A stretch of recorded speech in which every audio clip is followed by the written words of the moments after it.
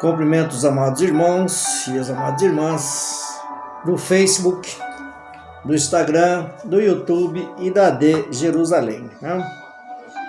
Amados irmãos, nós estamos iniciando mais uma live. Hoje nós vamos falar sobre o Salmo 70. Ao diretor da música, É uma petição de Davi, quando ele se encontra, como costumo dizer nos dias de hoje, em maus lençóis, que ele acha que ele está num beco sem saída. Ele clama a Deus, Ele faz essa oração, que todo salmo, ele é uma oração, ele é uma canção e é um poema, Depende da interpretação do interlocutor. E hoje nós vamos falar sobre esse salmo, a princípio, que é quando nós pedimos socorro ao Senhor por tudo que nos aflige, por tudo que nos traz algum tipo de embaraço para nossas vidas, Ele começa assim: apressa-te, ó Deus, em me livrar. Senhor, apressa em ajudar-me. Fiquem envergonhados e confundidos os que procuram a minha alma. Retrocedo e confundo os que me desejam mal. Retrocedo coberto de vergonha os que dizem bem feito, bem feito. Folguem e alegre-se em ti todos os que te amam e aqueles que te buscam. Digo continuamente: engrandecido seja Deus. Eu, porém, estou aflito e necessitado. Apressa-te por mim, ó Deus. Tu és o meu auxílio, meu libertador. Ó Senhor, não te detenhas. Olha que maravilha. Que salmo maravilhoso. Quando nós achamos que nós não temos uma saída para alguma coisa, quando nós achamos que nós estamos num beco sem saída, que nós vamos falar sobre isso, nós temos que orar para Ele, para o Senhor. Apressa-te, ó Deus, em me livrar. Apressa, Senhor, em nos ajudar. Depois nós vamos orar sobre esse salmo. Mas como nós falamos sobre beco sem saída, nós vamos falar um pouco aqui de Êxodo, Êxodo 14, Êxodo capítulo 14, que ele nos diz muito bem quem é Deus em nossa vida, o que Deus faz conosco. Essa passagem, meus amados, do versículo 1 do Êxodo 14, nós vamos até o 16, para nós entendermos que para Deus não existe beco sem saída, e que Ele nos coloque em algumas provas para saber se nós estamos com Ele, se nós confiamos nele ou não. Assim é Deus para nós. No versículo 1 de Êxodo, capítulo 14, quando Deus anuncia a ruína dos egípcios. Então disse o Senhor a Moisés: diz aos filhos de Israel que volte e se acampe junto a Pi-Hairote, entre Migdol e o mar. Assentarei o acampamento junto ao mar, diante de Baal-Zefon. Então o faraó dirás: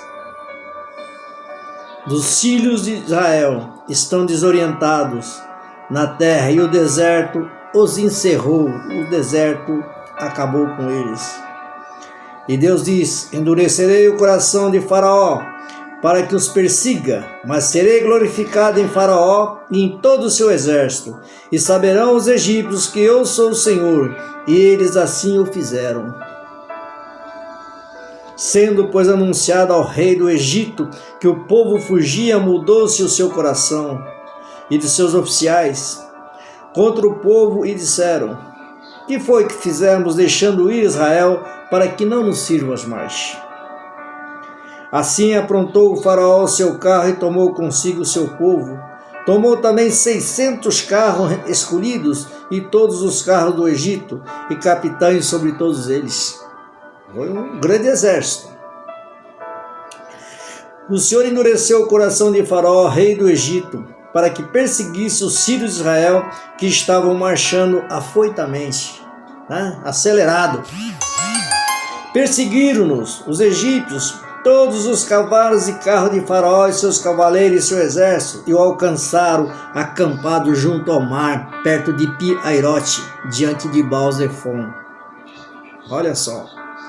Aproximando-se Faraó, os filhos de Israel levantaram os olhos e viram os egípcios que vinham atrás deles. Temeram muito e clamaram. Olha aí, clamaram ao Senhor. E muitos disseram a Moisés, que vinha atrás deles. Muitos disseram a Moisés: foi por não haver sepulcros no Egito que nos tiraste lá para que morramos nesse deserto? Por que nos fizeste isso, tirando-nos do Egito? Não é isto que te dissemos no Egito? Deixe-nos que sirvamos os egípcios, pois melhor nos fora servir aos egípcios do que morrermos no deserto. Eita! Moisés, porém, disse ao povo: não temais. Estai quietos e vede o livramento do Senhor que hoje vos fará. Os egípcios que hoje viste nunca mais vereis para sempre. O Senhor pelejará por vós e vos calareis. E então, o versículo 15: então disse o Senhor a Moisés: por que clamas a mim? Diz aos filhos de Israel que marchem. E tu, levanta a tua vara, estenda a tua mão sobre o mar e divide-o, para que os filhos de Israel passem pelo meio do mar em seco. Amados, veja bem, até aqui. Que eu sei que os irmãos conhecem essa passagem inteira. Sei que os irmãos já conhecem os 31 versículos que tem nesse capítulo 14. Mas nós vamos falar só dessa pequena entrada para nós orarmos. Que nós estamos falando essa semana, essa quinzena, no poder da oração. Então disse o Senhor a Moisés, diz aos filhos de Israel que voltem a campo junto a Pi-Airote e assenta acampamento ali. Segundo os estudiosos, no grego aramaico, Pi-Airote quer dizer beco sem saída. Amados, e Deus mandou que Moisés levasse o povo para a beira do mar. E os egípcios iam atrás para matá-los a fio da espada. Eu creio que, como todos sabem, os hebreus foram criados no deserto. Não sabiam nadar, ou pouquíssimo soubessem nadar. Por mais que soubessem nadar, jamais atravessariam o mar a nado. Então, ali aos olhos humanos, nós tínhamos duas perspectivas: ou morrer afogado, ou morrer ao fio da espada dos soldados de Faraó, dos egípcios. Mas Deus deu um recado. Olha que maravilha. Quando aconteceu isso, quando perceberam o exército de Faraó atrás deles e o mar ali na frente, muitos clamaram ao Senhor, pediram socorro a Deus, como nós vamos ver, nós vimos no Salmo 70. Alguns murmuraram e blasfemaram. Muitos ali que blasfemaram e que murmuraram, preferiam ser escravo, permanecer como escravo, servindo, serviçal dos homens.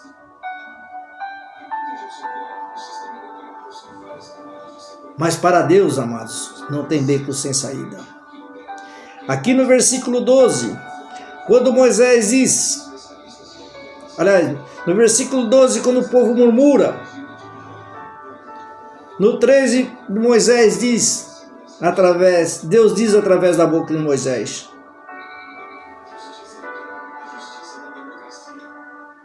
não temais, não temas, não tenha medo. Não temas. Estai quietos e vede o livramento do Senhor que hoje vos fará.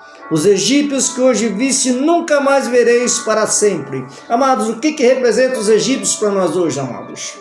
São a nossa dificuldade, são as mazelas da vida, são as doenças, muitas dívidas, muitas preocupações. É a representação, os egípcios são esses que nos representam hoje. E Deus está dizendo que todas as tuas preocupações, todas as mazelas, tudo que te aflige, a partir de hoje tu não verás mais. Ele está abrindo o mar vermelho para você passar. Ele está abrindo o caminho para você passar. E o 14 diz: o Senhor pelejará por vós e vós vos calareis. Só agradeça, peça a Deus. Porque para Deus não tem beco sem saída. Então disse o Senhor a Moisés: por que clamas a mim, Moisés? Diz aos filhos de Israel que marchem. Deus não quer ninguém parado.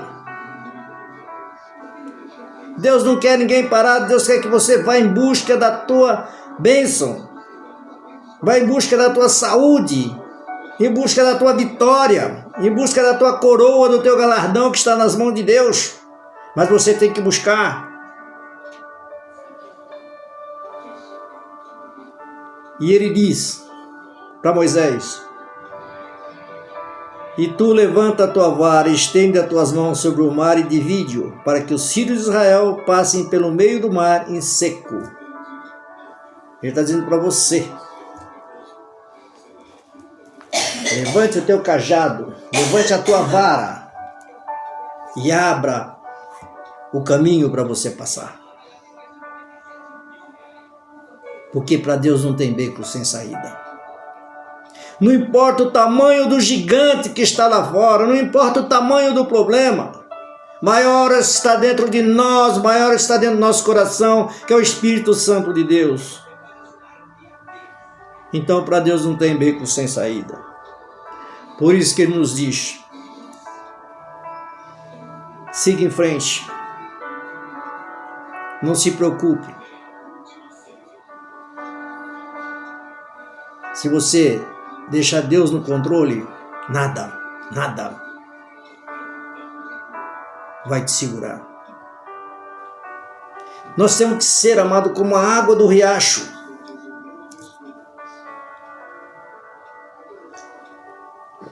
Nós temos que ter a força e a perseverança das águas. Porque nós temos 70% do nosso corpo é água. Veja bem uma coisa. Nada segura a água. Quem conhece o rio Tietê aqui em São Paulo, por exemplo, ele nasce lá em cima no Alto Tietê. Umas gotinhas de água nos paredões. Um olhinho de água de nada.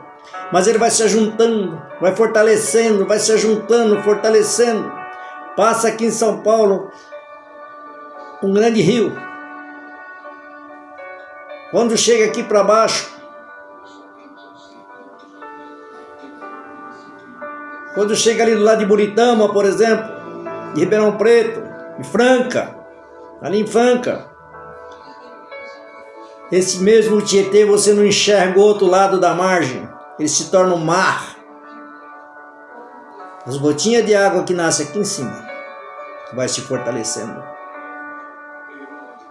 Vocês veem os rios cheios de curvas.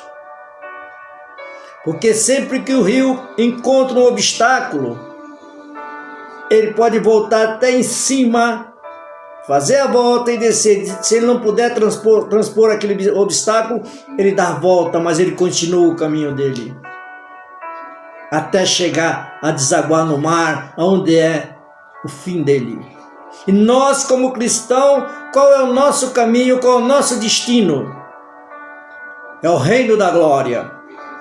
Então nós temos que ser como rio, que o destino do rio é o mar e o nosso é o reino da glória. Então, se nós encontramos algum obstáculo que nós não conseguimos transpor por cima dele, devemos desviar, mas seguir em frente e nunca parar e ficar quieto. Mas o ser humano, ele tem o maior problema. Qualquer obstáculo para ele já para. Já fica indeciso, esperando pelos outros e não em Deus. Então seja como a água. A água, ela nasce, o destino dela é o mar. E ela chega lá. Se nosso destino é a salvação, é o reino da glória, nós também temos que ser fortes como a água. Nenhum obstáculo segura ela. Olha as grandes usinas. Itaiupu, Belo Monte, que tremendo paredão cercando as águas. Ela vai represando e se esforçando, se fortalecendo, ela não diminui, ela vai se fortalecendo, até transpor por cima dela. E você? Parou por quê? Não está indo mais na igreja por quê? Não está lendo mais a Bíblia por quê? Estagnou? Jamais chegará ao seu destino. Então pense nisso, seja como o rio, como o riacho. Nós vamos falar muito sobre isso aí. E agora nós vamos fazer a oração do Salmo 70. Preste atenção como eu vou fazer essa oração do Salmo 70 para todos nós, para cada um de vocês. Que aqui o Salmo 70 ele fala no plural. Aliás, no singular, mas nós vamos falar no plural. Apressa-te, ó Deus, em nos ajudar e nos livrar. Senhor, apresse em ajudar-nos. Fiquem envergonhados e confundidos que procuram a nossa alma. Retrocede e confunda os que nos desejam mal. Eita glória! Retrocedo coberto de vergonhas os que dizem bem feito, aqueles que querem a nossa derrota, aquele que tem inveja de nós, retroceda coberto de vergonha. Folguem e se alegrem em ti, todos os que te buscam, e aqueles que amam a tua salvação, digo continuamente, engrandecido seja Deus. Oh, glória, glória, glória, glória. Nós, porém, estamos aflitos e necessitados. Apressa-te por nós, ó Deus. Tu és o nosso auxílio, nosso libertador. Ó Senhor, não te detenhas. Pai amado, Pai querido, nessa oração santa e gloriosa, Pai, eu quero derramar a teus pés, Pai, a vida e o ministério de cada um dos teus filhos.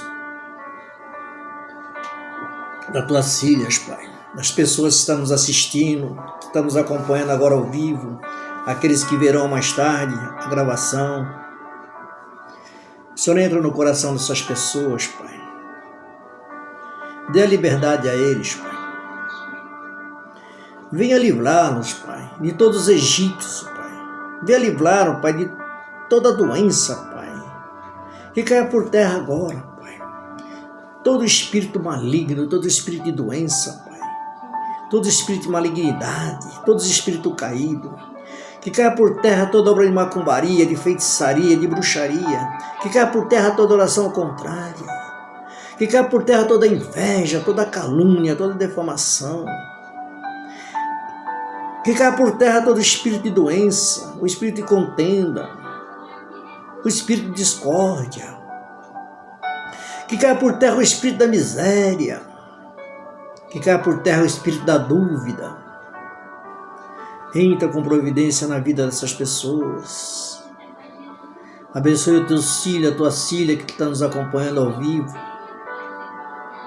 Dê luz aos pés deles para saber onde eles pisam e clarear a mente deles para saber o que eles pensam. Pai, aonde chegar essa palavra, Pai, que chegue a tua paz. Chega a paz que o Senhor dá e não a que o homem dá. E com a autoridade que o Senhor me dá, Pai, eu quero abençoar cada pessoa, Pai, que está nos ouvindo nesse instante. E louvado seja Deus. Abençoe grandemente teus filhos e tuas filhas e todos os seus familiares. Em nome do Pai, do Filho e do Espírito Santo de Deus. Deus abençoe a todos, em nome de Jesus. E Jesus te ama, meus amados. Eita glória!